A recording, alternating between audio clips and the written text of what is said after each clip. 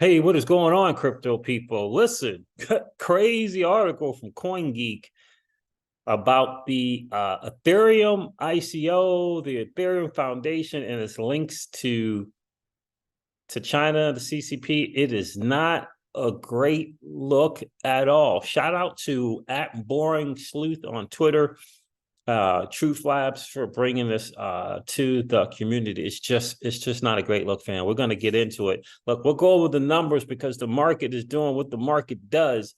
But I got to tell you, this article is just not a good look at all. And of course, we've been talking about on the channel for a number of months now about those people who would sacrifice their country for personal profits. And I just want to point out, I want to say this in advance, this has nothing to do with the developers at Ethereum. This has nothing to do with the ETH community, right? This has everything to do with the founders, okay? Vitalik Buterin, the foundation, and their links, their ties, their decisions to align themselves with, people who are not friends of this country. So I do want to point that out. Let me go over the numbers real quick, and then we're going to get into this article because, look, you got to pay attention. I'm going to refresh and make sure it's correct here. According to CoinGecko, shout out to CoinGecko, the total cryptocurrency market cap is at 1.13 trillion. And the Bitcoin dominance is at 46.9%, which means no alt season is happening anytime soon. Bitcoin is trading at $27,158. Ethereum is trading at $1,700, and XRP is trading at 52 cents. The market, again, guys, sideways movement is just doing what it freaking does. Now, swing traders are excited, but if you're a long-term hodler, this is not exciting. Let's go to this article here. Shout out to CoinGeek for this, really in-depth. They took a lot of what they put in this article, a good measure of it. And from Truth Labs, @BoringSleuth on Twitter. Definitely give the guy a follow. So it says here, Ethereum founder Vitalik Buterin's ties to China are raising questions about the independence of this prominent blockchain and the foundation that oversees its operation. A growing number of blockchain detectives have been posting what they purport to be evidence of undue Chinese influence on Buterin, Ethereum, and the Ethereum Foundation. That's important to understand. It's three things there. It's Buterin, it's ETH, and it's the Ethereum Foundation. This includes claims that Ethereum and Buterin are financially beholden to Chinese conglomerate Wansheng Group, which has close ties to China's government. Buterin's personal interest in all things Chinese is well documented, including his efforts to learn the language and his commitment to issuing a Chinese language version of the Ethereum white paper in January of 2015, 6 months ahead of the blockchain's mainnet launch on July 30th. But Ethereum almost didn't make it to the launch date. This is something that I did not know. As detailed by Dr. Zhao Feng, Vice Chairman and Executive Director of China Wansheng Holding Company Ltd. He first encountered Buterin over WeChat messages in December of 2014. They hit it off well enough that they agreed to meet face-to-face in Shanghai in April of 2015 during Buterin's 3-month stay in the city. Zhao said he and Buterin met often to discuss blockchain matters and, of course, how Wansheng could work together with Ethereum to promote the developments and application of blockchain technology in China. Buterin showed up for one of these meetings looking particularly haggard, which Zhao learned resulted from a night-long meeting that centered on the Ethereum Foundation's bare financial cupboard. Concerns were mounting that Ethereum's mainnet launch might not happen due to its developers' inability to fund their operations. This is from the article from Coingeek. All of what I'm reading here is from the article, okay? So recognizing the huge pressure Buterin was under, Zhao said he had the idea that if we could actively fund the development of Ethereum at this critical moment, we would not only become a major participant in this revolutionary project, but we could also leverage this opportunity to guide and implement Wang Zhang's blockchain strategic planning.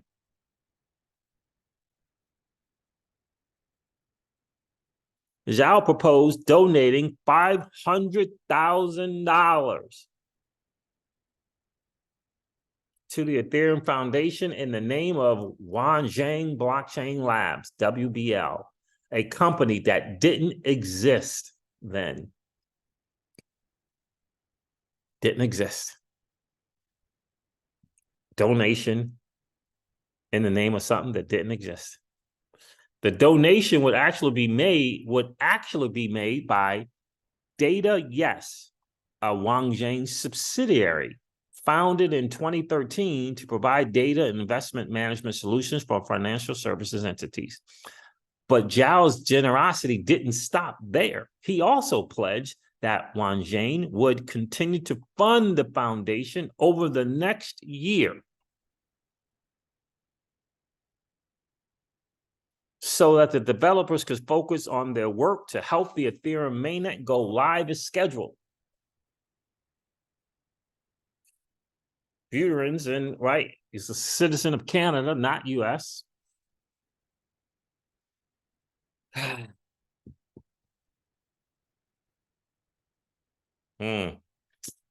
All right, but Zhao's generosity didn't stop there. He also pledged that Wang Zhang would continue to fund the foundation over the next year so that the developers could focus on their work to help the Ethereum mainnet go live as scheduled. While Zhao's $500,000 donation was later converted into over 416,000 ETH tokens.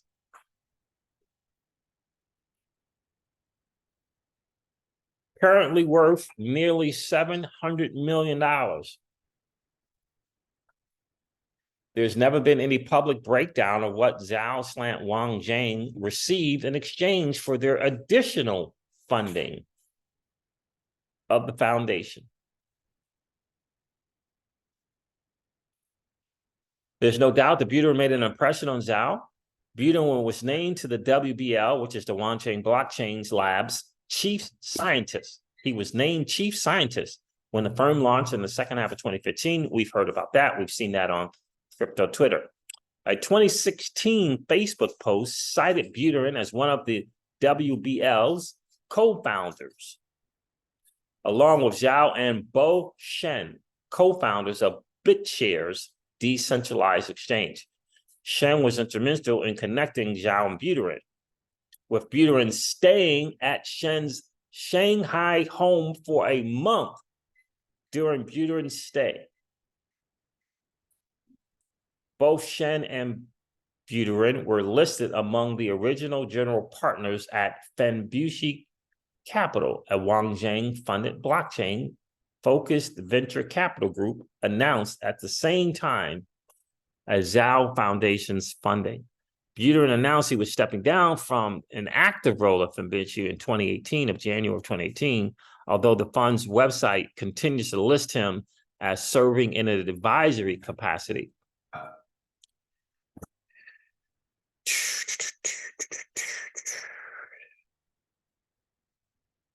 All right, another blockchain-focused Wang Zhang offshoot, Hashkey Capital, is run by former Wang Zhang investment manager Deng Chao. Deng claims to have been the one who convinced Zhao to make the original $500,000 donation to the Ethereum Foundation.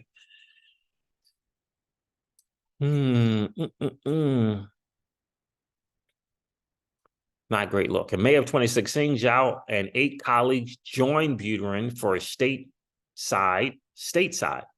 blockchain expedition that started in San Francisco. Later that year, Zhao convinced the foundation to move its Ethereum Develops Conference to Shanghai by offering to sponsor the entire event, with the added bonus of revenue from ticket sales and other sponsorship going directly to the foundation. That's the Ethereum Foundation. The ex-personality known as Truth Labs claims to identify close ties between digital wallets belonging to blockchain and those of Buterin and the Ethereum Foundation. While the legitimacy of these claims has been disputed, that's just one of Ethereum's inherent mysteries, resulting from the controversial pre-mine that preceded its mainnet launch. And here's Truth Labs here, his post. A quick showing that Wang Zhang and Chinese Auto and early Ethereum investors funded and set up by Vitalik Buterin's official wallets. Funded and set up the initial wallets. Around 10% of circulated ETH supply, roughly 12 million tokens, was allocated to Ethereum Foundation members and early project contributors. Buterin alone reportedly received 553,000 ETH through his friends and family distribution. Essentially, this foundation is being heavily run and influenced by, has China influence. I'll just put it to you that way.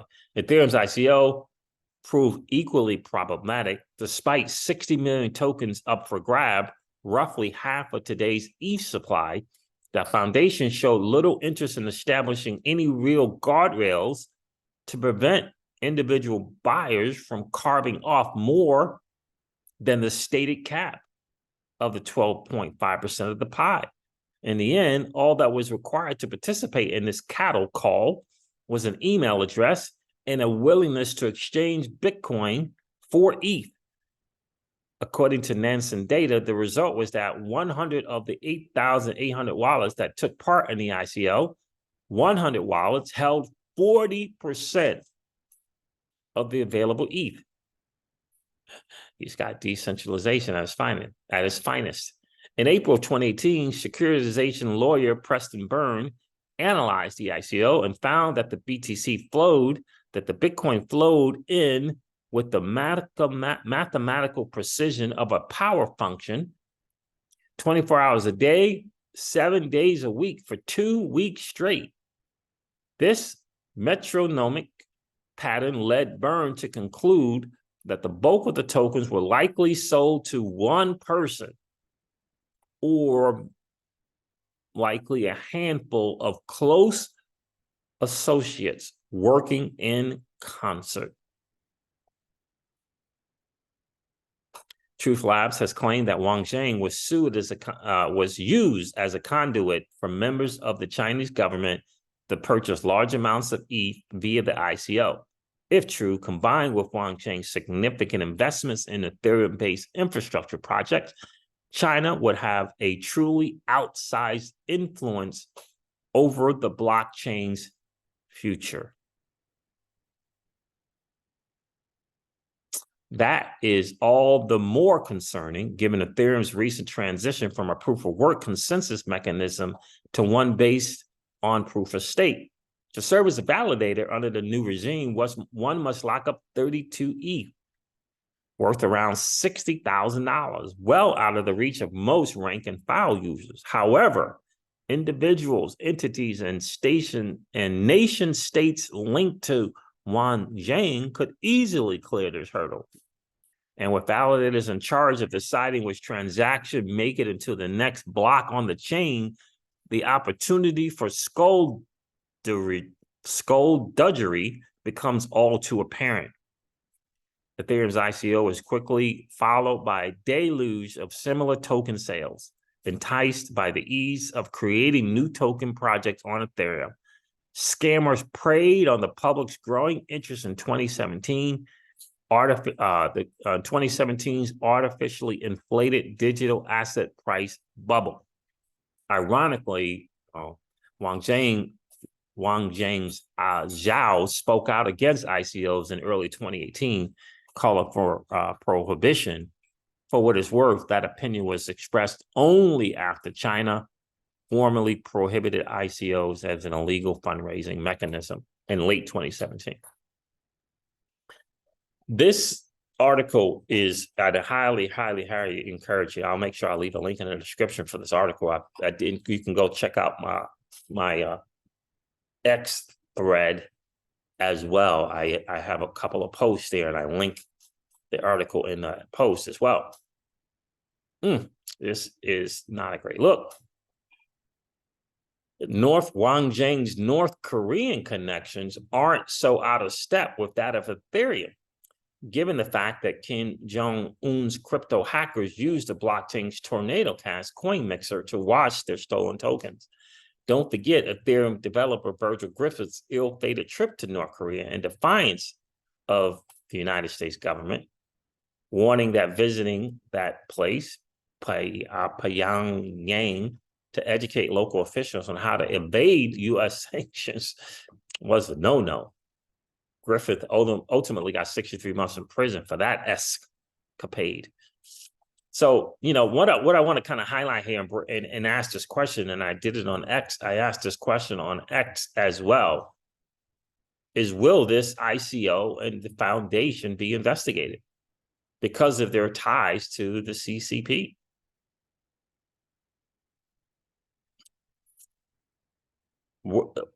Is it going to be looked into? Now, I did do a post on X, and I did link tag Tom Emmer and Patrick McHenry.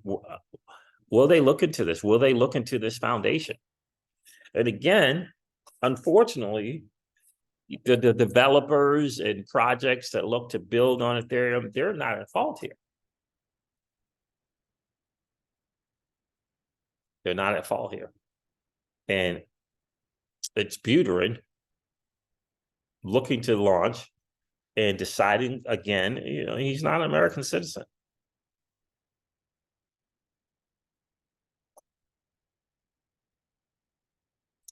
It's not a great look at all here. It really isn't. But, once you get tied there, once you kind of sacrifice, if you will, make that sacrifice, you take the money, it's not a great look.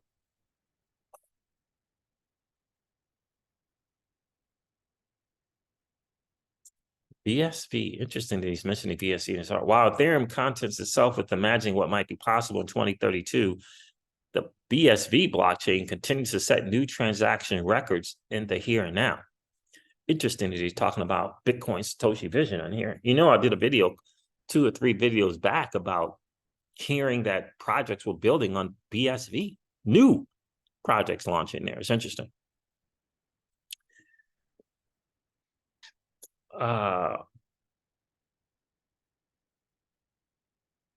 Yeah, so this is a very interesting article here. Ethereum's Chinese connection is by no means limited to Wang Zhang. An archived version of the Ethereum Foundation website shows a trio of individuals bearing the official designation of Chinese partner. No other nation is afforded this perk. Of these 3 partners, Jerry Liu, Ben Liu, and Hao Chen, 2 appear to have worked at China's Alibaba Group. You got Hinman, you got Clayton, and once again, there are ties. Hinman given this E3 pass, if you will, and here you show another tie to the Alibaba Group, whose main competitor, if you will, would be Ripple. Liu was an Alibaba developer, while Liu's title was Senior Product Expert. This speaks to the lawsuit. This speaks to this free pass, and it all is tying back to Alibaba and the CCP. The question is, will the U.S. Congress do anything about it?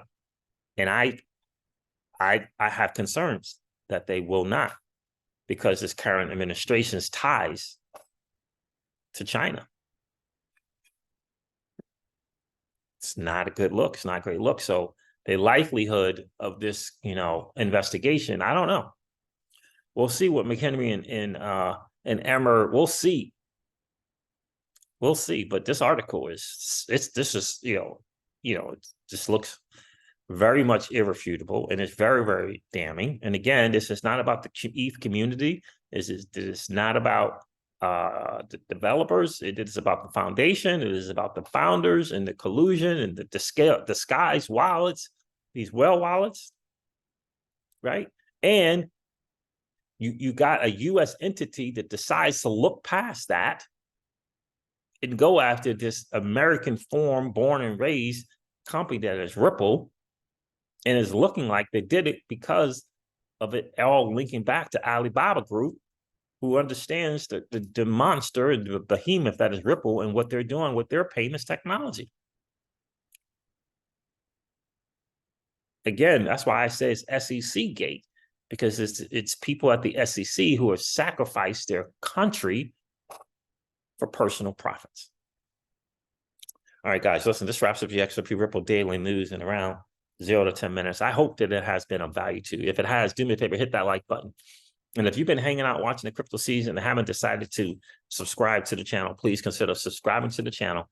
And don't forget to ring that notification bell so you know whenever we go live or whenever we upload a video. I'm going to end this one like I do all my videos. You know what? Let's do this and remind you guys of this. Old money doesn't want you to win. They don't want us to win. They would rather that we remain a cog in their perpetual wheel of trading our time for dollars. They don't want us to play in the same playground that they play in, where we allow our money to work for us. This is our chance to win, guys. The digital asset space is our chance to win. We are in the midst of the greatest transfer of wealth in the history of man. Are you participating, or are you standing on the sidelines? Here's what I do know, that the battle for you has already been fought, and the victory is yours. Go get it.